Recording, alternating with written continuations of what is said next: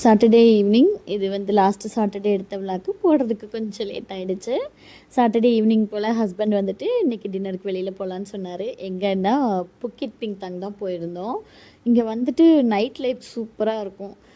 எப்போது வீக்கெண்ட்லலாம் ஃபுல்லாக பயங்கர கூட்டமாக தான் இருக்கும். மலேசியாலேயும் எனக்கு தெரிஞ்சு நைட்டில் ரொம்ப பிஸியாக இருக்கிற ஏரியா இந்த ஏரியாவாக தான் இருக்கும்னு நினைக்கிறேன். ஸோ அந்த கூட்டத்தில் நாங்களும் போய் ஜாயின் பண்ணிவிட்டு அப்படியே நல்லா ஜாலியாக சுற்றிட்டு இருந்தோம். அங்கே ஒரு 2-3 ஸ்ட்ரீட் இருக்குது. அதில் ஒவ்வொரு ஸ்ட்ரீட்டாக போய் சுற்றி பார்க்கலாம் அப்படின்னு சொல்லிட்டு போனோம். அங்கே வந்துட்டு நிறைய கடைங்க இருக்கும். ஸ்ட்ரீட் ஃபுட்லேருந்து ஸ்டார் ஹோட்டல்ஸ் வரைக்கும் எல்லா கண்ட்ரியோட ஃபுட்ஸும் கிடைக்கும். இந்த மாதிரி இடத்துக்கெல்லாம் போகும்போது தாங்க தெரியுது வீக்கெண்டை எப்படி செலிப்ரேட் பண்ணணுங்கிறது. இவங்கக்கிட்ட தான் கற்றுக்கணும் போல் இருக்குது. இங்கே எல்லாருமே வந்துட்டு வீக் ஃபுல்லாக ஒர்க் பண்ணுறாங்க பிஸியாக. வீக்கெண்டு வந்துட்டு நல்லா ஃபேமிலியோட நல்லா ஜாலியாக ஸ்பெண்ட் பண்ணுறாங்க.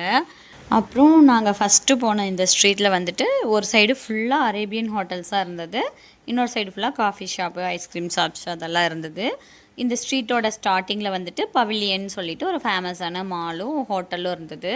அந்த பவிலியன் வந்து இந்த ஏரியாவுக்கு ஒரு ஐகானிக் பிளேஸ் மாதிரி.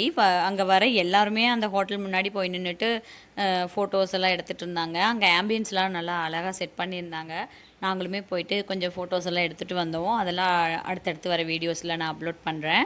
ஓகே, இந்த வீடியோ இவ்வளோ தான். நெக்ஸ்ட் வீடியோவில் பார்க்கலாம். பாய்.